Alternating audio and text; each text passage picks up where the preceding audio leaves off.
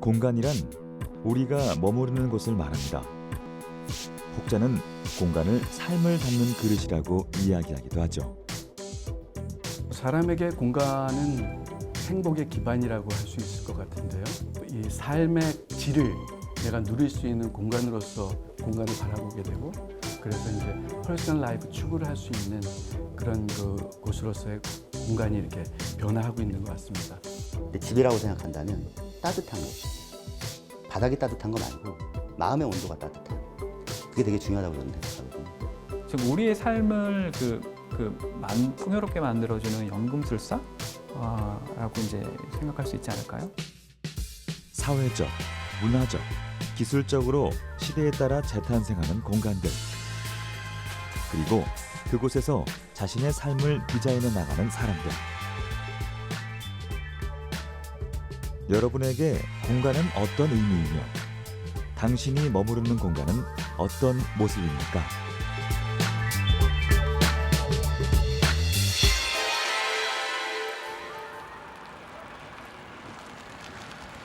경기도 파주시에 위치한 소담한 2층 집. 1층에는 다양한 공구들이 빼곡히 들어차 있습니다. 이곳은 황민혁 씨의 일터이기도 하죠. 대체 무엇을 하는 곳이냐고요? 그는 이곳에서 수종과 디자인에 구애받지 않는 가구를 만듭니다. 정형화되지 않는 그의 가구는 사람들의 이목을 집중시켰죠. 그는 감성이 담긴 가구를 만드는 디자이너입니다.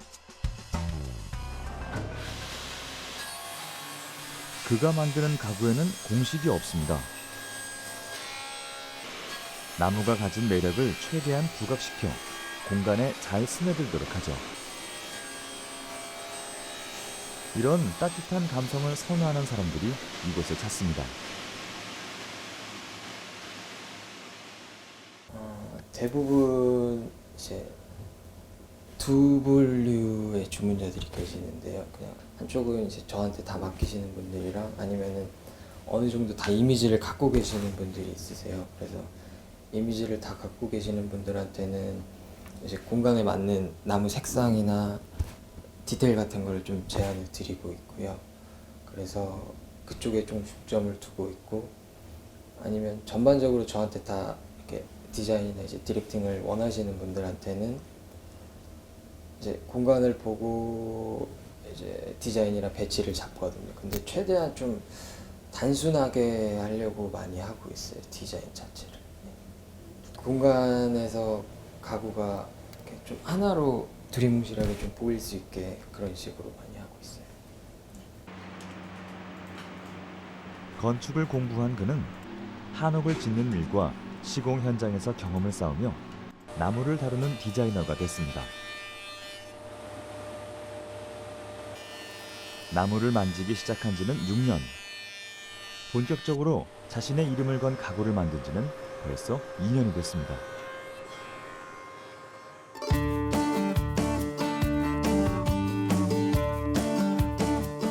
그의 손끝에서 탄생한 작품들을 만나볼까요? 공간에 잘 스며들어 하나의 풍경이 돼버리는 가구들. 황민혁 씨는 이렇게 가구와 공간의 밸런스를 디자인합니다.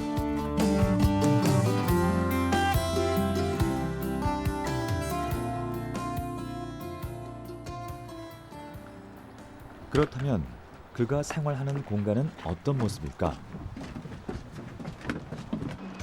한 건물이지만 입구를 2개로 나눠 철저히 집과 작업장을 분리한 민혁 씨.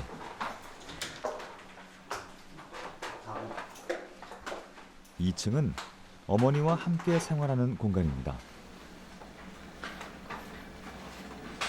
이곳엔 벽이 없습니다. 탁 트인 개방형 공간. 아일랜드 식탁으로 부엌을 분리하고 직접 만든 가구들로 자연스럽게 공간에 거실의 역할을 부여했습니다. 그렇다면 그가 이렇게 독특한 개방형 구조로 공간을 꾸민 이유는 무엇일까요? 그 집이 사실 쓰다 보면은 뭔가 바꾸고 싶고 새로운 공간을 만들고 싶은 게 많은데 이제 벽을 많이 넣어버리면 그게 좀 힘들 것 같더라고요. 그리고 그냥 다 한 공간 안에서 좀 자유롭게 뭐 배치도 바꾸고 넓은 공간이 있으면 뭐 손님들이 와도 더 할 수 있는 것도 많고요. 그럴 것 같아서 좀 그걸 중점적으로 했던 것 같아요. 공간 자체가 좀 심플하게 아무것도 없이 떨어지게. 이 집에는 특별한 공간이 숨겨져 있습니다. 거실에서 계단을 오르면 나타나는 복층. 자투리 공간을 이용한 민혁 씨만의 아늑한 아지트죠. 설계부터 시공, 가구까지 모든 과정에 참여한 민혁 씨. 그래서 애착도 더 큽니다.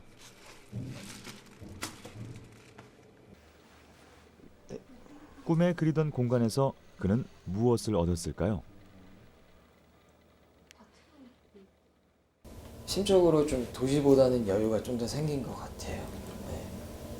도시에 있을 때는 밖에 다른 일 때문에 아니면 친구들 만나러 가는 시간 말고 나가는 일이 없었는데 여기서는 그냥 강아지들 데리고 나갈 수도 있고 자전거도 탈 수 있고요. 좀 그러면서 좀 더 여유가 더 생긴 것 같아요.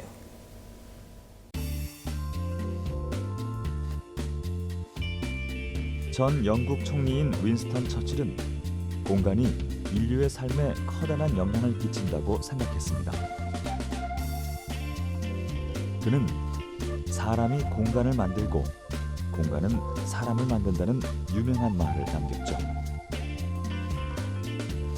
실제로 우리는 하루의 대부분을 공간에서 소비합니다. 한 조사 결과에 따르면 우리나라 사람들은 하루 중 14시간을 집에서 6시간 이상을 직장 및 학교에서 머무르는 것으로 나타났습니다. 무려 21시간, 즉 하루의 87% 이상을 공간에서 보내는 셈입니다. 그러니까 공간은 보통 말씀하기를 사람의 삶을 담는 그릇이라고 말씀하죠.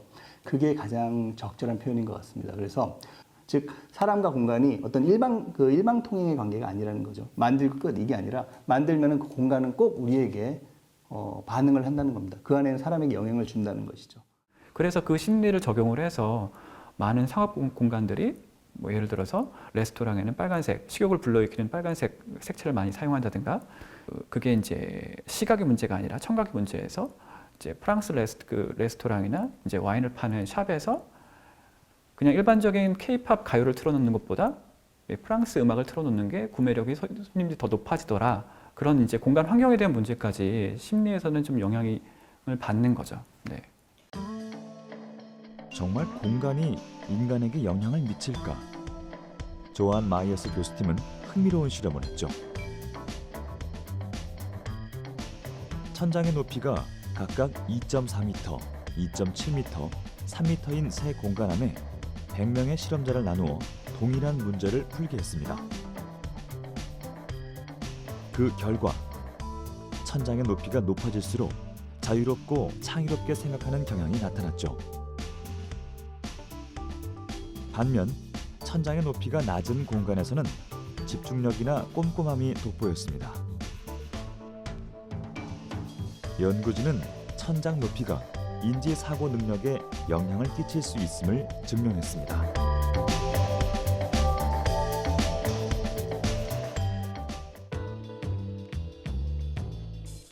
이런 이유들 때문에 최근 사무실도 변화하고 있습니다. 딱딱하고 획일적이었던 이전과는 달리 사람들의 업무 효율을 높일 수 있는 방향으로 공간을 재구성하고 있는 거죠. 세계 유수의 기업들은 앞다투어 사무실의 벽을 허물고 사원들이 영감을 얻을 수 있는 디자인으로 공간을 채우고 있습니다. 직원들은 개인이 원하는 대로 자유롭게 공간을 꾸밀 수도 있죠. 직원 스스로가 일하고 싶은 환경을 조성하는 것. 이것이 바로 최근 주목받는 사무실 인테리어의 트렌드입니다.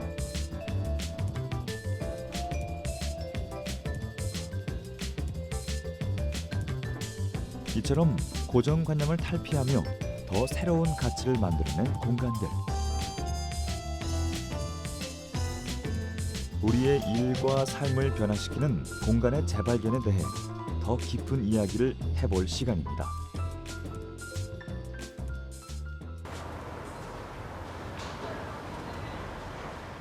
우리의 삶에서 공간은 얼마나 다양하게 영향을 미칠까요?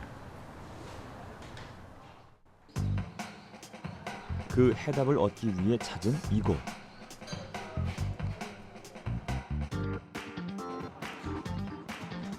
(4층) 규모의 건물에는 11개의 상점과 건축 사무실이 오밀조밀 모여 있습니다.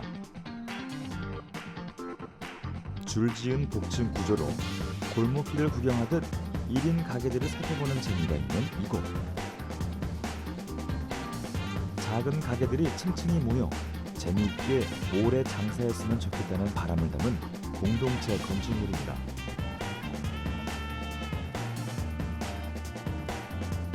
이 건물을 직접 설계한 건축가와 공간 전문가들을 만나봤습니다.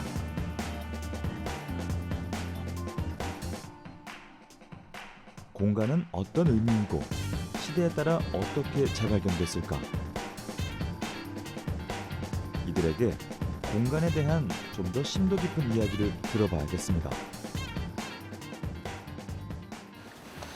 뭐 사실 우리가 원래 설계할 때 어떤 공간에 그러니까 건축가한테 설계를 의뢰할 건지 아니면 그냥 동네 그 허가방에서 의뢰할 건지를 얘기할 때 공간이 어떤 심리를 바꿔줄 수 있다라고 우리는 마케팅을 하거든요. 다른 공간에 살면 너는 좀 더 행복해지거나 기분 좋아지거나 할 수 있다. 네. 그러니까 우리한테 설계를 맡겨라. 우리는 그런 걸 만들어낼 수 있다라고 얘기를 하거든요. 근데 그게 실제적으로 어떤 공간에 자기가 머무르고 어떤 사람은 굉장히 외향적이거나 또는 어떤 사람은 굉장히 안정적이고 소심하거나 이런 사람일 때 그 공간이 갖고 있는 크기와 볼륨에 따라서 그 사람이 마음의 안정을 찾을 수 있는 공간의 크기와 볼륨이 있잖아요. 네. 그거에 딱 맞춰지는 설계를 해야 된다고 생각하는 거죠. 네. 그러기 위해서는 그 사람이 뭘 좋아하는지도 알아야 되는 거고 어떤 심리 상태에 있는지도 알아야 되는 거고 그런 클라이언트와 그런 이야기들을 하면서 요즘 그거에 딱 맞는 공간을 설계하는 그런 작업을 진행하는 것 같아요. 그 공간의 크기가 명확하게 네. 인간의 심리에 영향을 준다라고 저희는 확신하는 거죠. 그렇죠. 그러니까 뭐 단적인 예가 될 수 있겠지만 저희가 아무런 신앙심이 없는 사람들도 굉장히 성스러운 종교 공간, 예를 들어서 이제 성당이나 교회 들어가면 뭔가 경건해지고 신앙에 대한 그 생각들이 떠오르잖아요. 그런 것들이 그 공간의 분위기가 인간의 어떤 심리나 여러 가지 믿음에도 이제 영향을 미친다라는 것들을 좀 보여주는 사례인 것 같아요. 그리고 이거는 제가 이제 취재하면서 경험했던 부분인데 한 서양 화가 그 작업실에 취재를 갔는데요. 원래 그 서양 화가가 그 아뜰리에가 그 도심 한복판에 있었어요.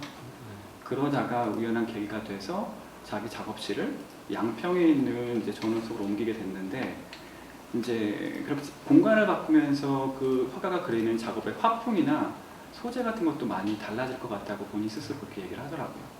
도심에 있었을 때는 약간 좀 추상적인 어떤 그 연구성의 추상화 같은 것들을 많이 그렸었는데 이제 그런 추상화 같은 것들이 이제 전원으로 옮겨가면서 좀 더 구체적인 형상을 갖게 되고 풍경에 대한 고민을 갖게 되면서 이제 자기 작품에도 그런 것들이 묻어나는 것들을 볼 수 있었거든요. 그래서 이 작가들에게도 이제 작업실의 여건이 내부 공간적인 규모나 이제 환경이 어떠냐도 중요하고 그 작업실이 어느 환경 속에 위치하느냐도 이제 인간의 심리뿐만 아니라 그 심리를 갖고 이제 활동하는 예술 작품에까지 좀 영향을 미칠 수 있을 것 같습니다.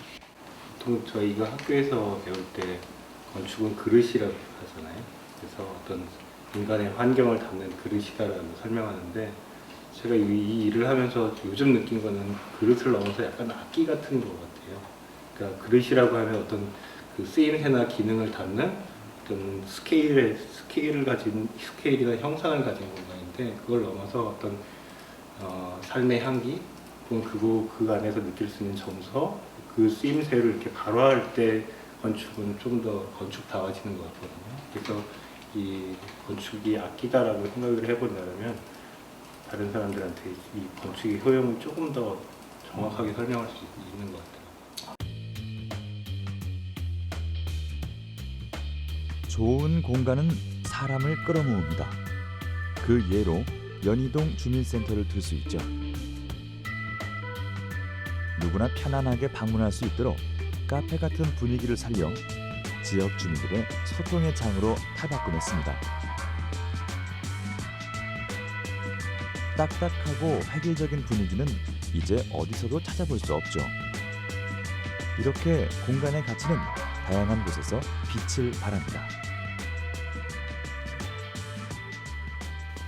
최근에 영국에서 그 스카이 센트럴이라는 그 케이블 방송사가 사옥을 지었거든요. 근데 굉장히 넓어요. 그러니까 우리나라 마트처럼 넓은 규모인데 사무실로 쓰면서 그 실개념으로 칸막이를 둔 공간이 하나도 없습니다. 가운데 커다랗게 그 오픈된 그 보이드 공간을 두고 거기서부터 이제 안쪽으로 갈수록 좀 더 내밀한 성격의 업무 그 조닝들을 배치를 했거든요. 근데 그런 소음의 문제, 그리고 자기 자리에 대한 이제 인식 문제 같은 것들을 공간 디자인으로 풀어나간 거예요. 그러니까 예를 들어서 바깥에 있는 것들은 조금 더 퍼블릭한 사람들이 앉아가지고 업무를 보는 공간, 그리고 맨 안쪽에 있는 공간들은 정말 혼자 앉아가지고 뭔가 업무에 집중할 수 있는 사람들을 위한 공간을 배려를 해두고, 정말 뭔가 이제 몰입을 해야 될 그 상황에서는 그 사람들 한 명을 위한 공간들을 따로 부스를 만들어가지고 배치를 해두는 게 최근에 이제 IT 업계나 방송국 개념의 새로운 공간 디자인의 양상인 것 같아요. 그러면서 이제 흡음의 문제, 소음의 문제 같은 것들을 기술적으로 완벽하게 처리를 하고요. 그래서 많은 사람들이 굉장히 활기 있게 움직이는 장면들이 연출이 되지만 실제로 그게 여러 가지 이제 소음의 문제에 있어서 그 공간에서 업무를 보는데 전혀 문제가 되지 않도록 디자인을 한 사례를 좀 볼 수 있었습니다. 근데 되돌아보면 그동안 이제 한국 사회는 이 공간의 가치를 앞서 이야기했었던 어떤 효율성 관점으로만 계속 접근해 왔던 것 같거든요. 물론 그때는 이제 그 양적 그 빈곤에 허덕이던 시기였기 때문에 어쩔 수 없이 질보다는 양을 생각을 했지만, 이제 그 공간을 통해서 우리가 어떤 그 음악, 어떤 소리를 연주할 수 있느냐의 어떤 질적 문제, 공간의 질적 욕구가 많이 증대가 된 것 같아요. 그래서 이제는 이제 어디에 사느냐의 문제, 그러니까 아파트에 사느냐, 몇 평에 사느냐 그런 문제라기보다 어떤 공간적 환경 속에서 자기가 그 삶을 영위해 가느냐의 문제가 더 중요해진 것 같습니다. 그러니까 저는 약간 좀 다르게 생각하는데요. 인간이 그 다양한 공간, 다른 공간, 특이한 공간에 가면 기분이 좋다던가, 옛날부터 성당이라는 대공간도 있었고 공간은 계속 다른 공간들이 있었는데, 저는 그 산업화 시대에 그러니까 경제 논리에 의해서 대량 생산된 공간에 그렇게 공급된 공간에 우리가 강제적으로 끼워 맞춰서 살고 있었던 것 같아요. 그러니까 그걸 원해서 사는 게 아니라, 그런 공간을 원해서 사는 게 아니라, 그렇게 공급된 아파트, 그렇게 공급된 오피스, 뭐 이런 것들은 그냥 나한테 딱 주어졌기 때문에 거기 살았던 건데, 요즘에 이제 대량 생산에 대한 이야기들이 좀 달라지고 개성을 찾아야 되는 걸로 나오면서 이 경제관, 사실은 협소주택이 경제적으로는 비용이 평당 단가로는 좀 더 들잖아요. 네.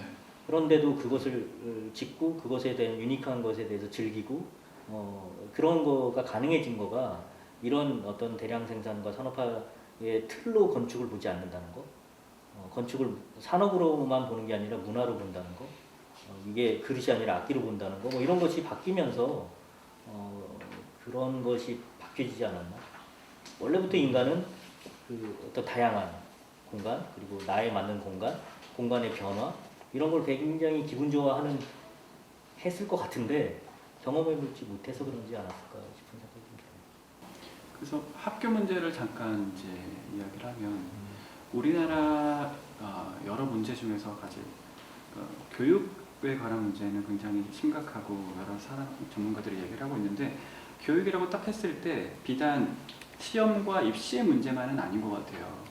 그 속에서 이제 생활하고 공부하고 있는 학생들이 어떤 환경을 갖고 있는지, 어떤 공간 환경을 갖고 있는지가 사실 굉장히 중요한 이슈인 것 같은데, 그런 측면에서는 저희 국내에 있는 학교 건축, 학교 공간들은 굉장히 천편일률적으로 이제 딱 짜여진 공간에서, 효율적으로 딱 짜여진 공간에서 갇혀 있는 모습이고, 학교라는 유형 자체가 원래 교도소, 네. 병원, 학교가 같은 유형에서 출발하는 거잖아요. 그러니까 그렇죠. 누군가를 어떤 그 타자를 다른 세상으로부터 분리해내려고 하는 욕구에서 출발을 한 것이고, 그러니까 뭐 엄마 아빠의 노동력을 위해서 아이들을 한 곳에서 몰아서 교육시키겠다라는 유형으로 발생한 그 시대의 산물 자체가 지금까지 계속 이어져 오고 있었던 거고, 뭐 지금은 사실은 아이들을 그런 대상으로 보는 게 아니니까 다른 방식의 다른 유형의 어떤 공간들이 필요로 하는 상황이 된 거죠. 그래서 이제 실내로 이제 동아고등학교 삼각학교 같은 경우는 기존에 이제 네모난 그 박스 형태의 볼륨을 지향을 하고 삼각형으로 이제 교실 전체, 건물 전체의 모습을 만들면서 그 가운데 또 다른 작은 빈 공간을 삼각형으로 뚫어가지고 학생들이 서로 맞은편에 있는 학생들을 서로 관찰할 수도 있고 위아래에 있는 학생들이 서로 소통할 수 있는 구조를 좀 만들어놨다는 거죠. 이런 현상들을 보면 어쨌든 최근에는 이 공간에 대한 욕구들이 굉장히 다양해지고 높아지고 있다는 것들을 알 수 있는 것 같아요. 그래서 이런 현상 속에서 저희가 조금 더 관심 갖고 이제 접근해야 될 것들은 이제 앞서 말씀드린 관리자나 그 행정의 어떤 편의주의가 아니라 정말 그 사용자 중심의 공간 디자인이 무엇인지에 대한 고민들을 좀 더 심도 있게 이어나가야 되지 않을까라는 생각이 드는 겁니다. 사용자가 만족하는 공간을 만들기 위한 고민은 끊임없이 이어져 왔습니다.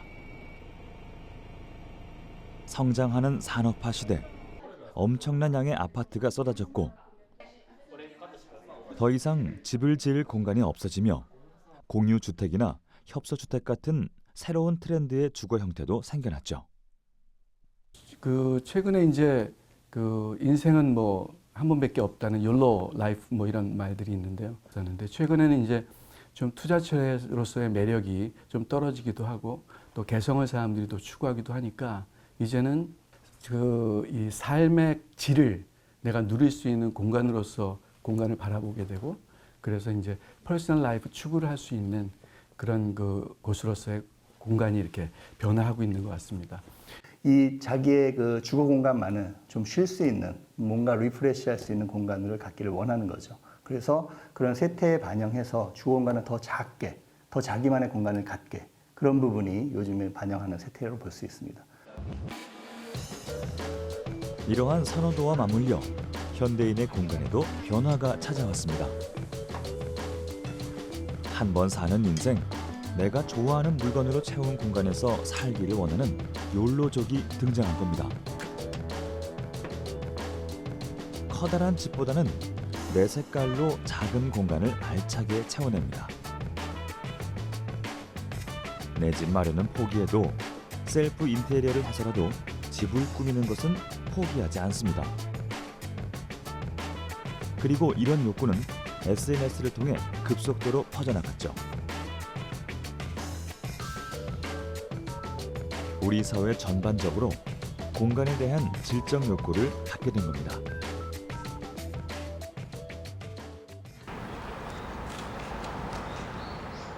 경기도 구리시의 한 원룸촌. 특별한 인테리어의 주인공이 있습니다.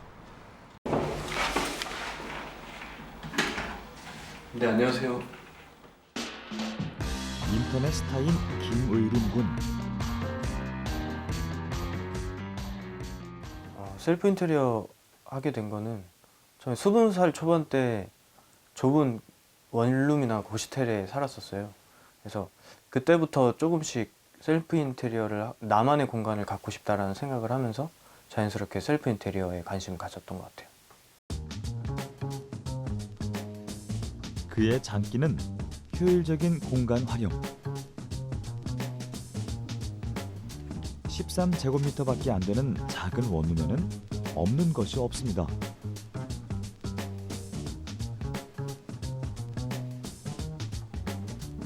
시크대를 도마로 제작해 공간 효율을 높인 센스도 돋보입니다.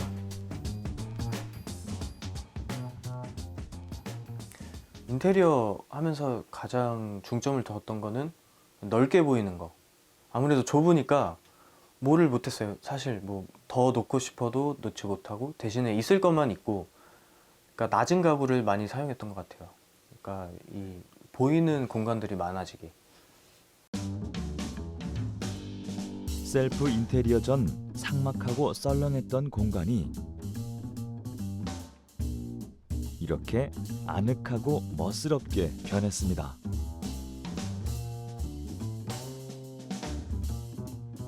벽은 밝은색 핸디코트를 이용 넓어 보이게, 수납이 가능한 소파도 만들었죠. 총 제작 비용은 46만 원 정도. 그에게 공간이란 어떤 의미일까요? 또 공간이 갖는 힘은 있다고 생각을 해요. 저도 여기 이 공간을 제가 직접 꾸미면서 좀 살아가는 방식이나 제가 많이 개발되고 뭐 성장한 걸 많이 느꼈거든요. 그렇게 좀 유추해 봤을 때 이제 공간이라는 거는 조금 더 나에게 영향을 많이 주는 그런 요소인 것 같아요. 현대인에게 공간의 크기는 더 이상 제약이 되지 않습니다. 그보다 더 중요한 것은 빛나는 아이디어와 기술이죠. 이러한 소비자의 니즈를 가장 많이 반영한 분야가 바로 가구입니다. 용도가 단일하며 형태가 고정돼 있던 일반 가구와 달리 최근 급부상한 가구들은 실용성과 편의성을 강조. 공간에 따라 다양한 형태로 변형이 가능하죠. 마치 변신 로봇 같습니다. 공간의 구조에 맞게 변화를 줄 수 있는 다기능 가구. 이를 흔히 트랜스포머 가구라고 부르죠.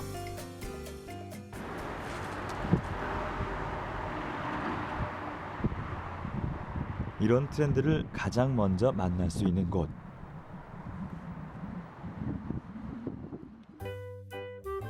해외 디자인 가구를 만날 수 있는 가구 전시장입니다. 가구는 편리한 생활을 위한 필수품이지만 때론 공간을 차지하는 짐이 될 수도 있죠. 그래서 최근엔 똑똑한 가구들로 공간을 연출하는 예가 많아지고 있습니다.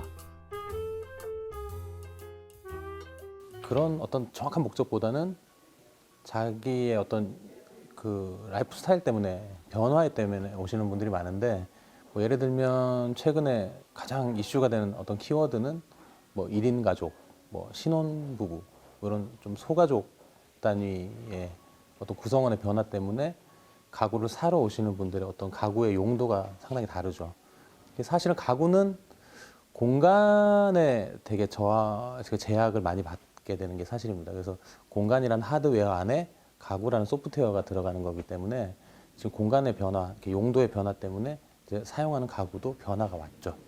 지금 기능들을 통해서 이제 공간을 확장해서 쓰거나 아니면 또 다시 줄여서 또 여러 가지 공간을 또 활용도 있게 쓸 수 있거나 이런 식으로 가구의 기능이 들어가는 것이 요즘에 좀 많이 좀 움직이고 있는 추세라고 볼 수 있습니다. 침대는 이제 수면의 도구만이 아닙니다. 순식간에 접히는 침대는 휴식의 공간이 됩니다. 겹쳐진 거실 테이블을 펼칠 수도 있고 침대 테이블을 이용해 독서나 간편한 다과를 즐길 수도 있습니다.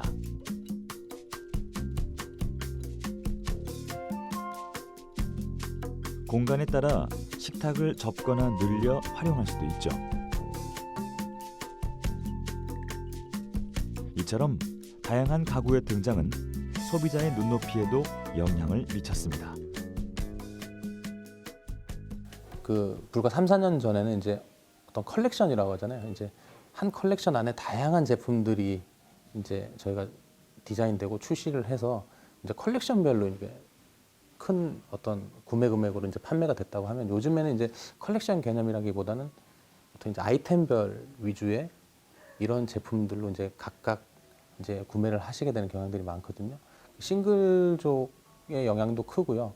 그다음에 이제 굳이 컬렉션으로 묶여지지 않더라도 자기가 원하는 것들을 이제 여기저기 다니면서 이렇게 조합하시고 이렇게 코디네이션 하시는 어느 정도의 좀 취향 이런 것들이 되게 이제 강해지셨어요. 그래서 그런 부분들이 많이 좀 가구 구매하시는 것 봤을 때 좀 변화가 많이 일어난 것 같습니다. 좁은 공간에서도 쾌적하고 안락하게 생활할 수 있도록 고려된 디자인 가구의 증가. 이처럼 기술 발전과 함께 공간 디자인의 새로운 양상들이 탄생하고 있습니다. 이런 문화의 다양성은 공간에 새로운 바람을 몰고 왔죠. 도심 속 좁은 공간에 대한 대안으로 협소주택을 빼놓을 수 없습니다. 협소주택이란 66제곱미터 이내의 토지에 지은 작은 집을 의미합니다. 빽빽한 도심 안에 집을 수직으로 올려 나만의 공간을 견고히 쌓았죠.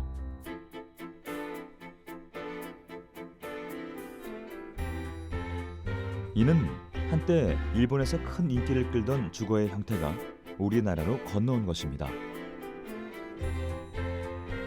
1990년대 일본의 경제 거품이 꺼지며 부동산 가격이 폭락하자 도심 밖으로 떠났던 거주자들이 되돌아오며 유행하기 시작했죠.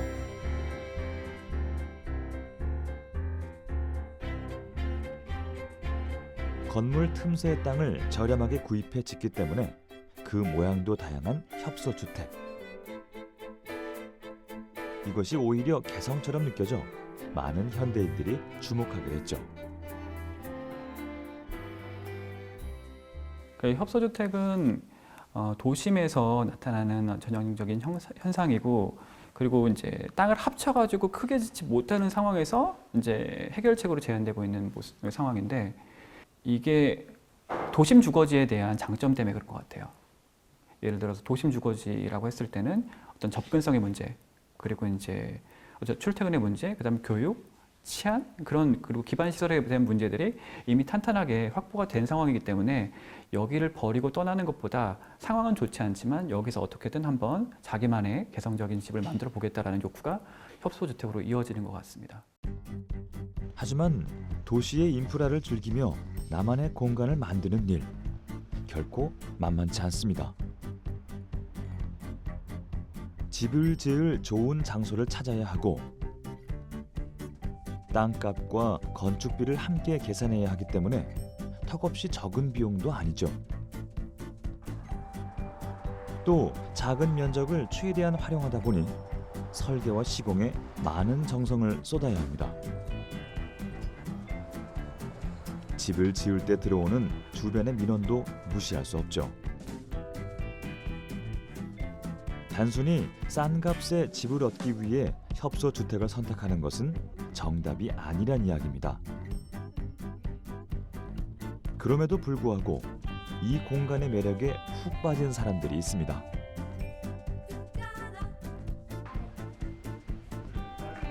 다세대 주택 사이에서 유독 눈에 띄는 이 집. 46제곱미터의 규모로 지어진 송병기 정미라 부부의 보금자리입니다. 가장 신경을 쓴 부분은 수납이죠. 좁은 공간을 활용하기 위해 복층으로 구분짓고 집 곳곳에 비밀스런 수납장을 만들었습니다. 이 계단도 그중 하나인데요. 뒤쪽 공간을 활용해 작은 창고를 만들었죠.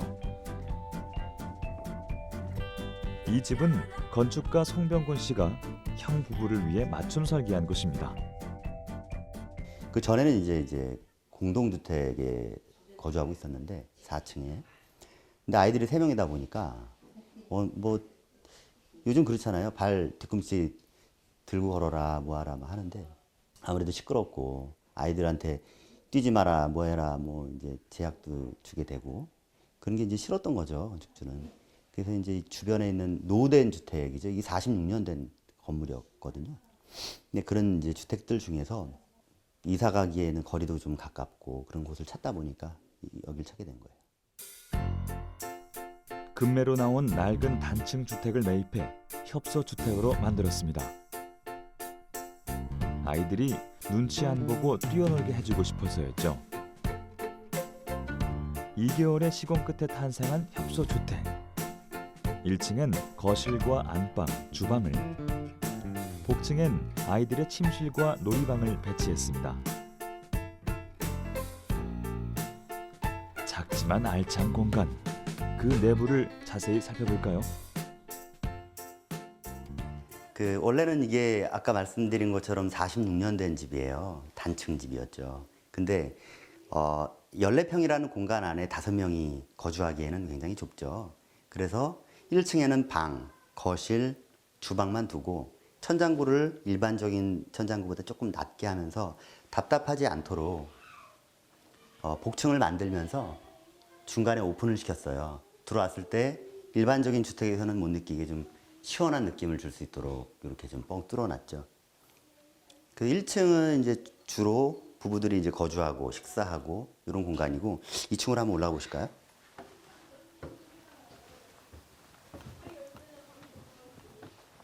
단열을 좀 많이 신경 쓰다 보니까 그만큼 벽 두께가 두꺼워지거든요. 근데 그런 공간들을 전부 다 단열로만 채우기에는 좀 아까우니까 이렇게 아이들 뭐 만든 장난감이랄지 혹은 책들 수납할 수 있도록 벽에다가 이제 파서 빌트인 시키는 이런 형태를 좀 꾸몄고요. 공간을 최대한 활용하려고 하다 보니까 천장과 지붕 사이에 있는 공간들을 이렇게 이제 박공 형태로 해서 많이 확보를 시켰고요. 그렇지 않으면 일반적인 집들은 다 플랫하게 이제 평면 천장이지 않습니까? 그러면 되게 답답하거든요. 이쪽으로 오시면은 머리 조심하시고요.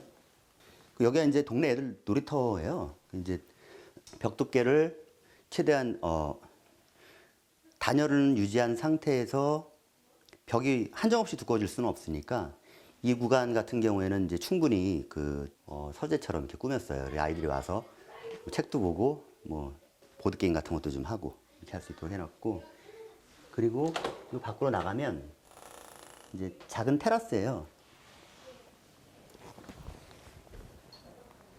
그러니까 이런 테라스가 있는 거라고는 사람들이 잘 상상을 못 하거든요.